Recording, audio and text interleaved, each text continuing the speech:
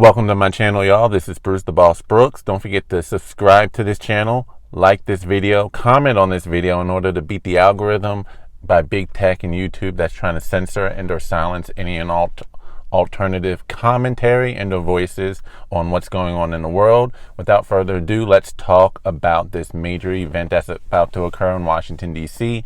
come January the 6th, 2021. So you're about to have hundreds of thousands, if not close to 1 million, red-pilled, angry, and feeling disenfranchised American voters all converging into Washington, D.C.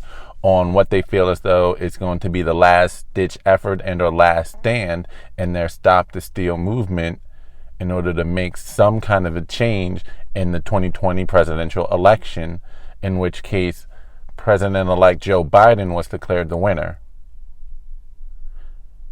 Despite hundreds of mountains of evidence and possibly thousands of individuals who were eyewitnesses to events that transpired on election day and or were part of investigations into what they saw going on election day and or election ballot results, give sworn testimony to what they found to be irregularities, maybe not widespread across the whole country, but definitely in key spots, key states, and specific counties that may have resulted in major changes in the results of those specific states. And the states in question right now that are under litigation and or hearings include Pennsylvania, Wisconsin, Michigan, Arizona, Nevada, and Georgia.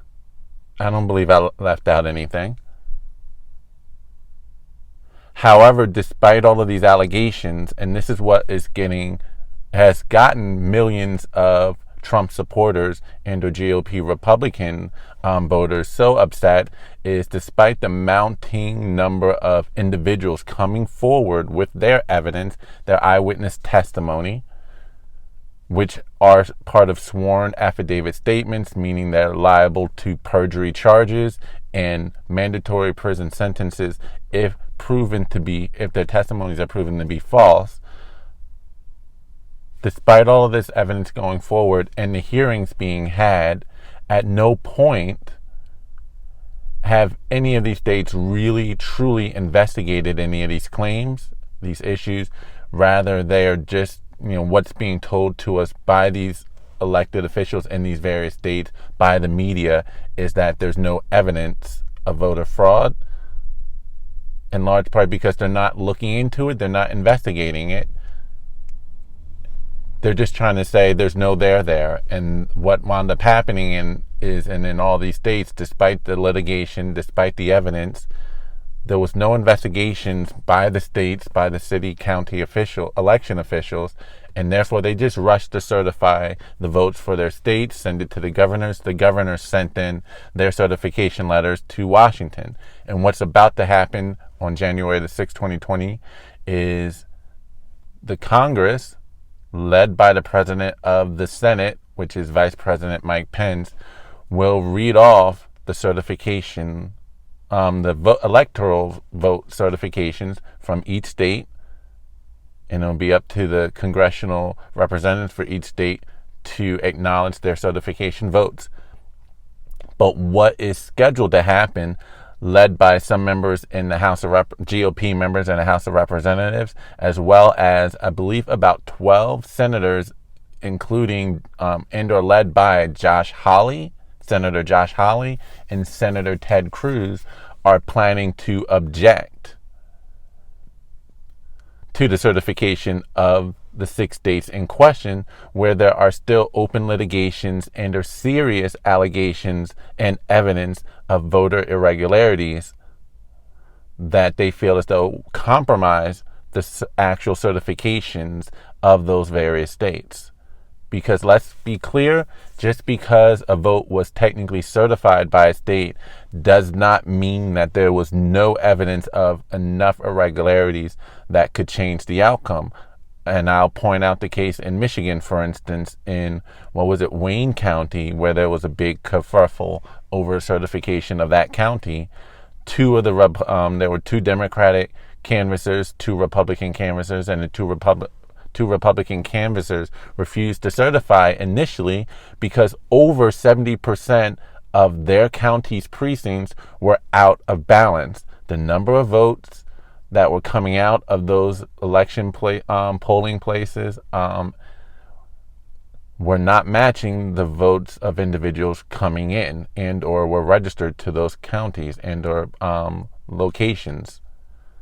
And they initially refused until they were bullied into certifying their county under the obligation and under the pretense that there was going to be an audit immediately following their certification. However, the officials in Michigan for Wayne County rescinded on their end of the deal. So when at least one of the GOP canvassers for Wayne County agreed to certify the vote under the deal that they were going to audit, she held up to her end of the bargain. The Democratic officials in that state of Michigan refused to once they got her certification. So very little has been verified. But I digress. So essentially what they're planning to do is, with so much right now up in the air regarding whether or not if any of these states should have certified their votes based upon all of the open litigation and or questions of irregularities, they plan on challenging those. Now, what's going to happen when they do challenge is that Mike Pence will have to pause the counting of the electoral votes, and both chambers of Congress, the House of Representatives and the Senate, will have to deliberate over these objections and decide whether or not if they're going to decide to pursue those objections and decide to then just vote, or should I say a roll call, force the vote of each individual congressman and woman regarding the electoral votes. If that happens, it's essentially dead in the water if that scenario occurs, because the Democrats have a vast majority in the House of Representatives and it would never get past there. And then in the Senate, the Republicans currently hold, I believe, a slim majority in the Senate with, I believe, currently 52 or 51 seats. Democrats hold about 46 seats, and I believe independents hold 2 seats. And you already have GOP senators, the Senate Majority Leader Mitch McConnell. We already know how Mitt Romney feels about Trump and or his position with the GOP, which I believe he's really just GOP by name, and him and Mitch McConnell gives reason to believe that these guys are so establishment and so deep state that they give reason to believe that the left and the right and or Republicans and Democrats really are nothing but two sides of the same coin, same agenda. They just happen to check off specific political boxes in order to classify themselves Democrat and Republican, but ultimately with the same agenda. So they have no loyalty to conservatives in this country whatsoever, and or have made their stance clear on the establishment. So they have already been vocally opposed to this. Then you have Senators Pat Toomey of Pennsylvania and Senator Tom Cotton. That's already 4. I don't believe I left anyone out, any GOP senators out. Let me know in the comment section if I did. But we already have so far, that's 4 GOP senators that are vehemently against challenging the electoral votes. And so they've lost their majority in the Senate. So right now that then will just make this a symbolic stand by senators like Josh Hawley, Ted Cruz, David Perdue, I believe, of Georgia, to let the voters and or the American public know where they stand. Because you have Senator Pat Toomey coming out and saying he doesn't want to do anything to disenfranchise the votes of millions of people across the country, and in particular the will of the people of Pennsylvania. And you have Senator Tom Cotton coming out and vehemently denying any evidence of voter irregularities at all and upholding the votes that were cast and the results that came about in the 2020 election for Joe Biden. Problem where Tom Cotton and Pat Toomey are kind of tone deaf is that, one, there has been mountains of evidence of voter irregularities in key states that could potentially change the results of those specific states, and those specific states can then affect the overall election outcome. There has been evidence. The individuals that have come forward all have stated with sworn affidavits of what they saw transpire. Again, if you don't know what a sworn affidavit is, it's the same as being under oath in a courtroom, swearing to tell the truth. And if anything you say is proven to be false, you are guilty of perjury, which comes with a mandatory prison sentence. And last I recall, none of the hundreds of individuals, if not 1,000 of individuals with thousands of pages of sworn affidavit testimonies, none of them have been charged with perjury. None of those allegations have truly been investigated. There was no audit. There have been recounts, but let me use Michigan as an example.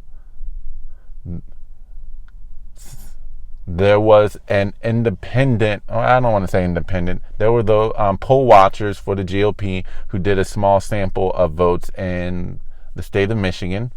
30,000 out of 170,000 ballots in a particular county they were able to get a sample of. And of those 30,000 ballots, 8.9% of all of those ballots they deemed to be disqualified.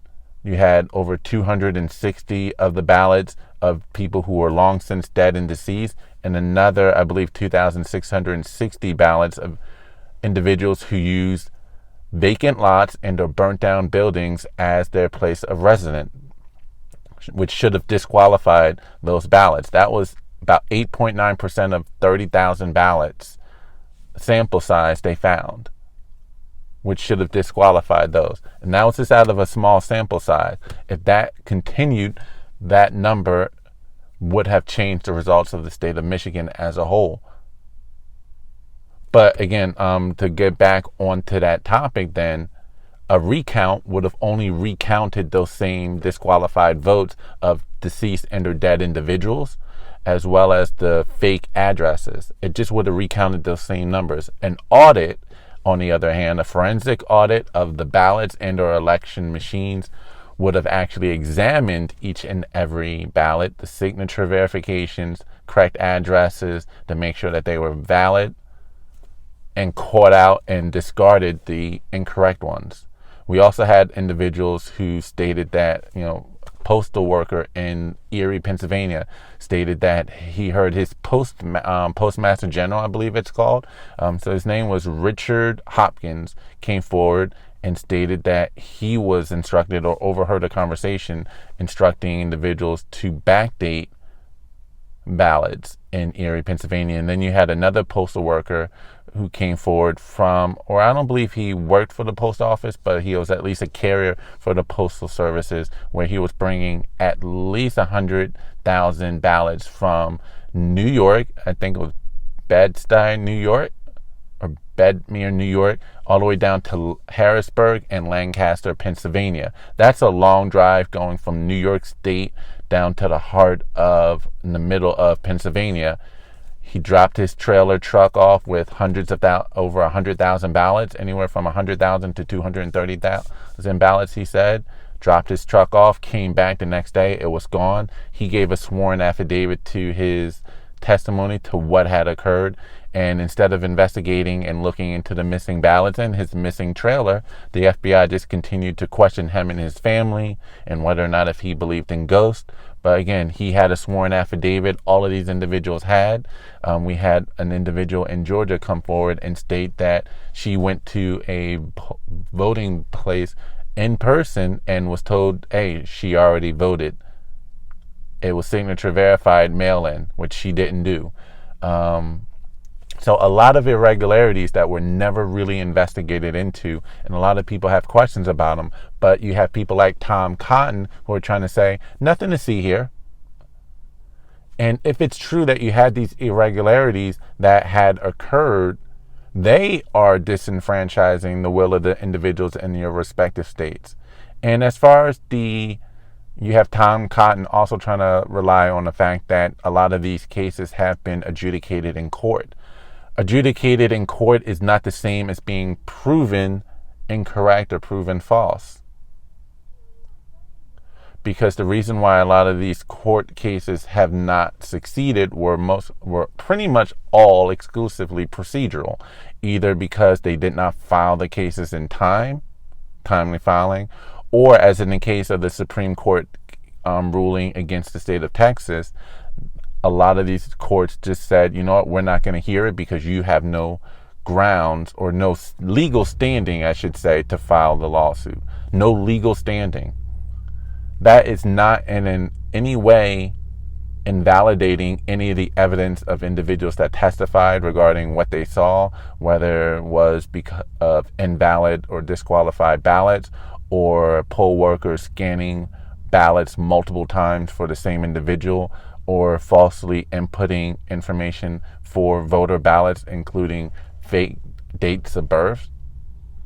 None of that was proven wrong in any of these court hearings. Again, they were just dismissing a lot of these cases for either not having the legal standing to submit them, for not filing them in time.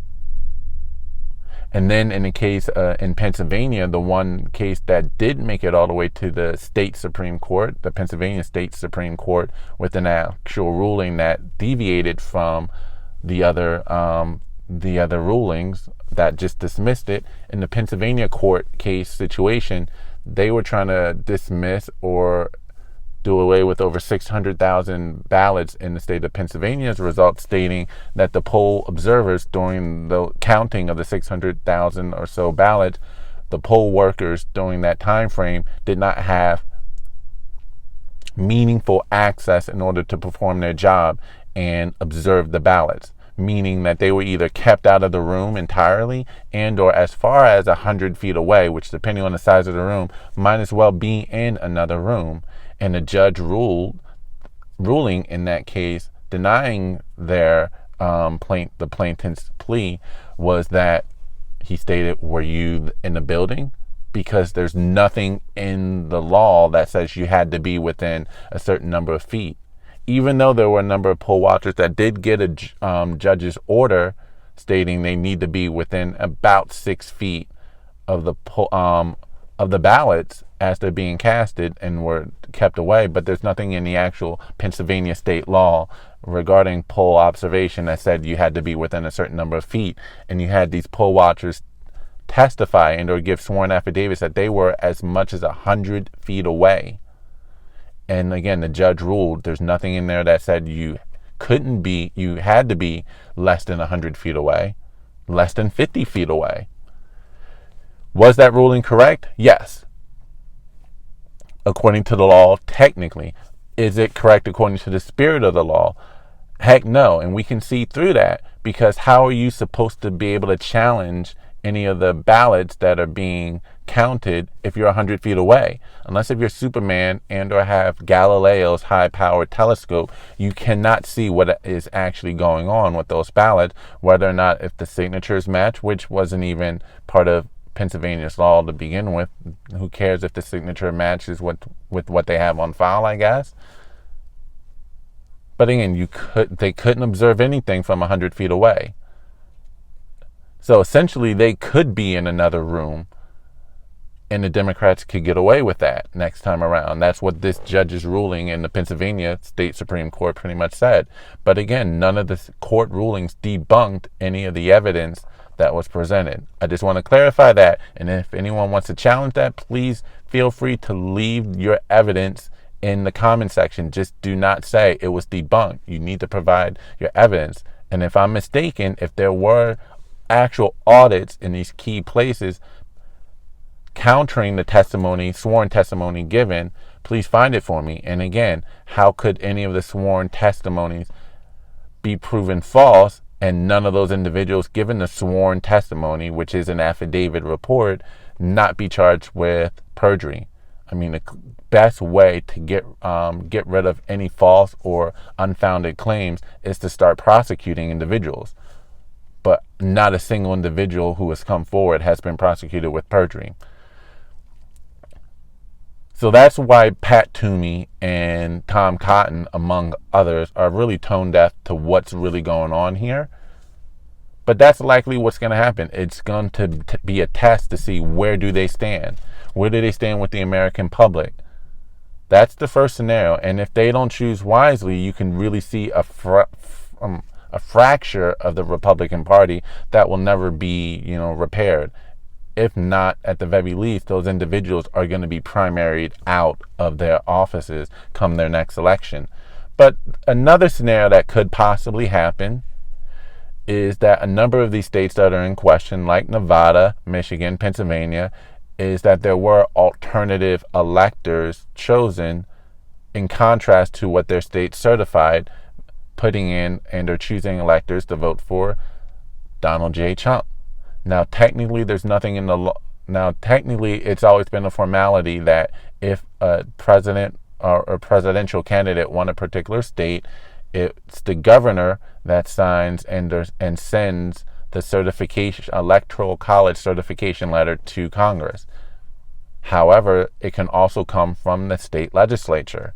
And if you have a Republican state legislature in any of these states in question, decide, you know what, in addition to the governor, we're going to send our own certification letter with our own electors, that can technically happen as well.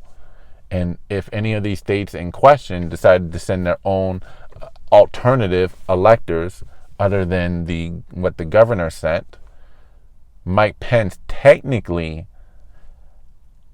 can choose which electors to count and which ones not. And if he feels as though that there is a legitimate legal complaint and or concern regarding the legitimacy and or accuracy of the votes in some of these states in question, he can ignore the governor's electoral college certificate and go with again, assuming that it's it came from the state legislature and not just a group of Republican or GOP representatives of that state. He can choose to ignore the one that came from the governor and choose the Trump electoral vote electors. And then what would need to happen would be you would need a clear majority from either the House or the Senate challenging Mike Pence's decision to count Trump alternate electors, in which obviously you would get that overwhelming support in the House of Representatives, but if you don't get it in the Senate, as well, then you can have a problem. Would there be a majority of senators who would challenge Mike Pence choosing Trump's electors in the states of Michigan, Pennsylvania, Georgia, Arizona, Wisconsin, Nevada? You'll definitely get all Democrats, but then that would also put some Republicans in a hot seat to decide, holy crap, we can stop this right here and now. Now, if that does happen and then they survive the Senate vote, it would then go to the Supreme Court most likely and probably not survive there. But again, and all of this would be for show, but it would at the end of the day show the American people what senators are fighting for them, the legitimacy and or accuracy of the election process really is at stake, and to know who is fighting for them.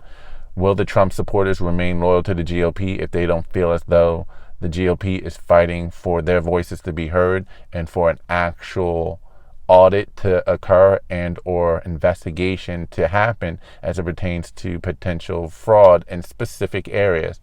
Again, not claiming at any point was there widespread fraud across the country, rather addressing the specific voter irregularities in specific counties, specific cases as mentioned in all of these affidavits. That's all that people are looking to have in an actual investigation, not just saying it was debunked without actually debunking it, not just saying this is frivolous or unfounded without actually challenging any of the actual complaints in their affidavits. All they want is transparency. Otherwise, there's going to be definitely, when I say civil war, a break in this country. It doesn't have to necessarily be violent, just that you'll have millions of individuals that will not see the legitimacy of Joe Biden presidency because they'll feel as though it was stolen from them. As far as what's going to happen in Washington, it's going to be interesting with so many people converging on the scene. You definitely have Antifa riled up and ready to roll and attack any Trump supporters. You also are going to have the Proud Boys on the scene. The National Guard has already been deployed. We already know whose side the National Guard has appeared to have taken, because I think they were only deployed to primarily focus on the Proud Boys, who does not have a massive history of major anarchy and no violence. If anything, it's always come from Antifa. But we'll see how that plays out. It's getting really interesting. Love to see what happens. I'd love to know what your thoughts are on what's going on, what's been happening in the election process, where you think this is headed, and what's actually going to go down in Washington, D.C. This is Bruce the Boss Brooks. Please comment on this video, like this video, share this video, and subscribe to the channel. Bruce the Boss Brooks, and I'm out.